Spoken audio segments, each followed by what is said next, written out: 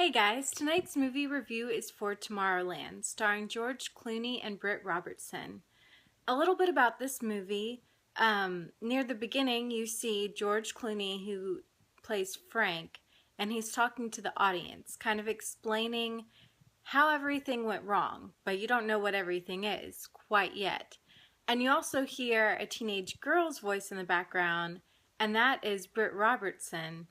And so they kind of back up and they decide to tell you the story, Frank's story.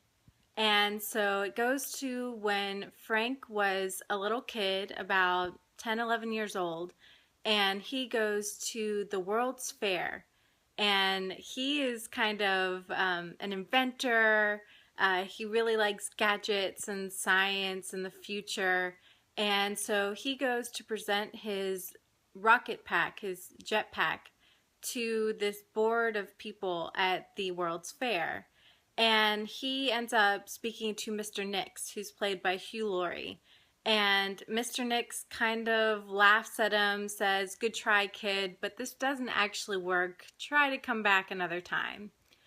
And he leaves kind of discouraged, but Mr. Nix's daughter, Athena, who's around the same age as George Clooney's character, chases after him and gives him this pin and tells him to put it on his shirt and to follow them. And so he does. And they go into the ride, It's a Small World. And once it scans your pin, it transports him to this whole different world called Tomorrowland, where, it's the future. And there's all kinds of flying cars, and there are people who are diving through different levels of swimming pools and interesting architecture, all this different kind of stuff. And you find out eventually that George Clooney's character gets thrown out of this land. Now bring it back to present time, almost. And you hear about Britt Robertson's story. Well, she is a girl who's really fascinated with space and the future as well. Her dad works for NASA, and they're getting ready to tear down a site that he'd been working on, and he's going to be without a job. So she'd been sneaking over there trying to kind of take surveillance and stop this process from happening. And one of the times when she's sneaking over there, she gets caught by the police. And so when she gets released from jail, they give her all of her belongings, her wallet, change, some other random stuff, and there's this pin that she doesn't know where it came from. It's not hers. When she touches it, boom, she's transported to that Tomorrowland.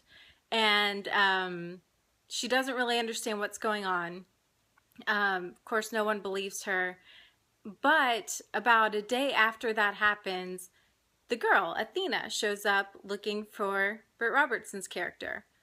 But Athena is still a little girl. She hasn't aged at all over all this time.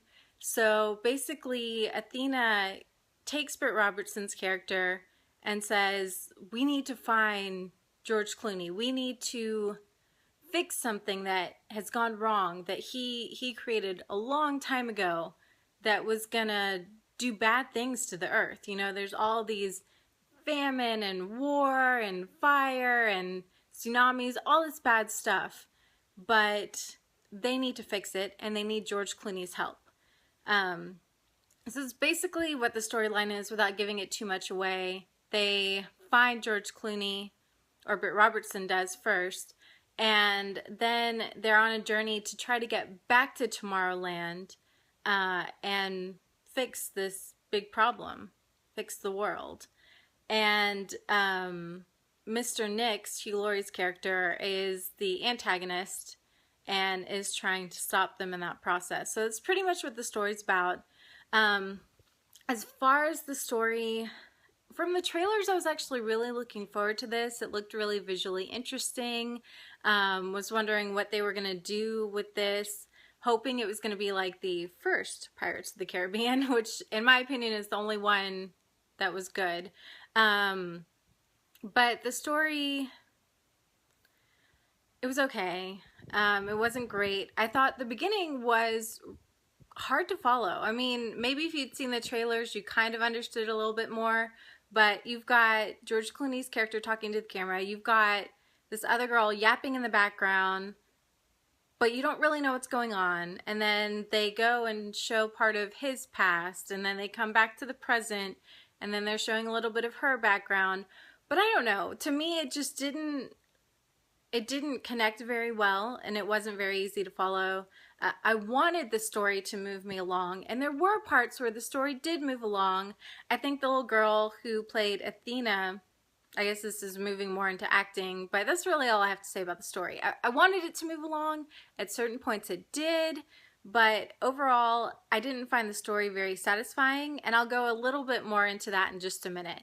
But now talking about the acting, I would say the real shining star of this is the little girl who plays Athena. I just thought she was precious. She was so good. She was beautiful. She had such a big personality. I don't know. I'd love to see her in more things. I know she has been in some other projects, but I hope that we continue to see her in some American projects in the future. I really enjoyed her. I think that she's a younger girl to watch. George Clooney and Britt Robertson, the leads. I thought they did fine with what they were given. Nothing spectacular, but they did just fine. Now, kind of coming back to the story, not to give too much of it away, but one thing that I didn't think felt genuine or like it was in the story well at all. There's this portion near the end of the movie where Hugh Laurie's character gets kind of up on this soapbox and gives us this moral lesson.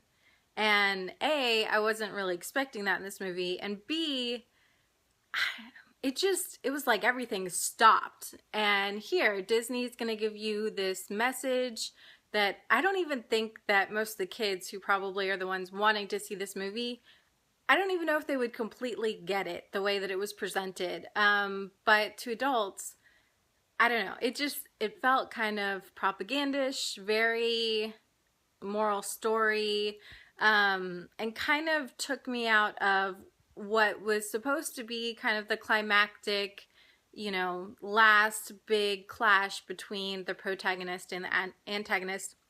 I really didn't care for that very much.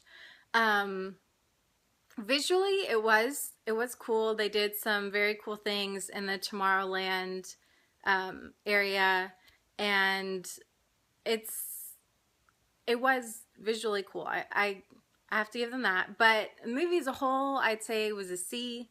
It was kind of disappointing to me. It was average. I think it could have been really special, but it just wasn't. I didn't like the moral lesson at the end. I thought the story just wasn't strong enough, and for the most part the acting was average.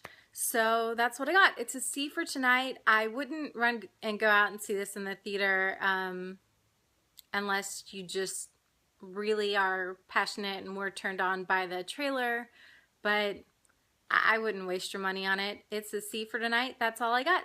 Thanks so much. I really appreciate it that you watched this, and if you'd like to see more, I would super appreciate it if you would subscribe below. It would make my day, and just thank you so much. I hope you guys have a great Memorial Day, and I'll talk to you later. Bye.